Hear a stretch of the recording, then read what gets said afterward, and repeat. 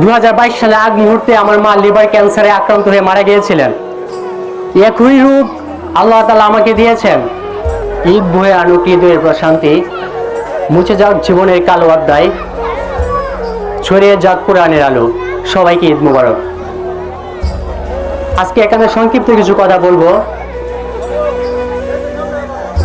আল্লাহ তাআলা কখন কাকে কিভাবে রূপ দিয়ে দুনিয়া থেকে বিদায় দিবেন আমরা হয়তো কেউ জানি না।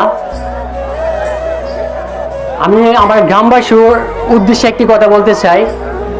হিংসা, বিদ্বেষ, মান অভিমানের পরেও আপনারা আমার গ্রামের মানুষ, আপনারাই আমার আপনজন। আমার কথা বলতে কষ্ট হয়।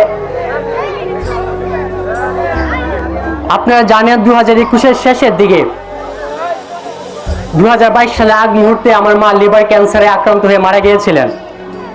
একই রূপ আল্লাহ তাআলা আমাকে দিয়েছেন।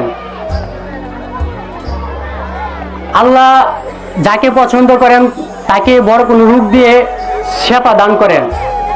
আমরা সকলেই বলি আমিন। আমার গ্রামবাসীর কাছে আমার একটাই অনুরোধ থাকবে, হয়তো আমি আল্লাহ তাআলার কাছে আমার সুযোগ আছে তওবা করার, আমি তওবা করব, আল্লাহ তাআলা আমাকে মাফ করে দিবেন হয়তো। কিন্তু এমন কিছু গুনাহ আছে, এমন কিছু পাপ আছে যেগুলো হয়তো আমি আল্লাহর কাছে ক্ষমা চাইলে আল্লাহ আমাকে কখনই ক্ষমা করবে না, যতক্ষণ না আমার গ্রামবাসী, যতক্ষণ না যাদের কাছে আমি অন্যায় বা আমার হক, যাদের হক আমি নষ্ট করেছি, এরকম কিছু ছোট বা শস্য দানার মতো কোনো কিছু যদি আমার থেকে থাকে, সেটা যতক্ষণ না আপনারা আমাকে মাফ করছেন ততক্ষণ পর্যন্ত আমার আল্লাহ আমাকে মাফ করবেন না। তাই আপনাদের সকলের দৃষ্টি আকর্ষণ করে একটি কথাই বলবো, আপনারা সবাই যদি জানা অজানা কারো কাছ থেকে, কারো গাছের একটা পেয়ারা মন্দ কি, কারো গাছের একটা আম মন্দ কি, বা সাময়িক শস্য দানা ফল বা কোনো কিছু যদি আমি কারো কাছ থেকে বন্ধুদের আড্ডায় মজা করে, মজার ছলে যেভাবে হোক কারো কাছ থেকে যদি আমি সে হকটুকু আপনাদের নষ্ট করে থাকি, তাহলে আপনারা আমাকে নিজ করে মাফ করে দেবেন ইনশাআল্লাহ। আমার প্রতি আপনারা কোনো কষ্ট রাখবেন না, কারণ আজকে হয়তো আমি মনে করতেছি যে আল্লাহ আমাকে একটা রূপ দিয়েছেন, যে রোগের হয়তো আমার সময় আয়ুষ্কাল হয়তো বা কম হতেও পারে, বা আল্লাহ হায়াত দিলে বেঁচে থাকতেও পারি।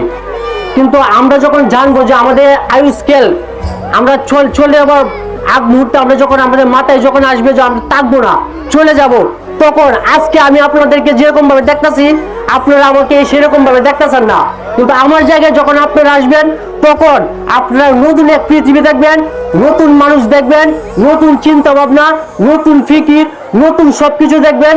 সেদিন আপনারা বুঝতে পারবেন দুনিয়া কি, ইবাদত কি, নামাজ কি, রোজা কি, হজ কি, যাকাত কি, প্রত্যেকটা জিনিস আপনারা বুঝতে পারবেন। তাই আপনারা আমাকে মাফ করে দিবেন। হয়তো যে চিন্তাধারা মাথায় ছিল সেটা ফুটিয়ে তুলতে পারি নাই।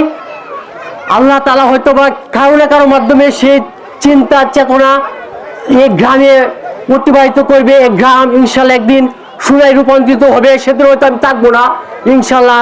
আমার গ্রামবাসী কার প্রতি কোনো কষ্ট রাখবেন না, কার প্রতি কোনো মান অভিমান কোনো কিছু রাখবেন না, সবকিছু মাফ করে দিবেন।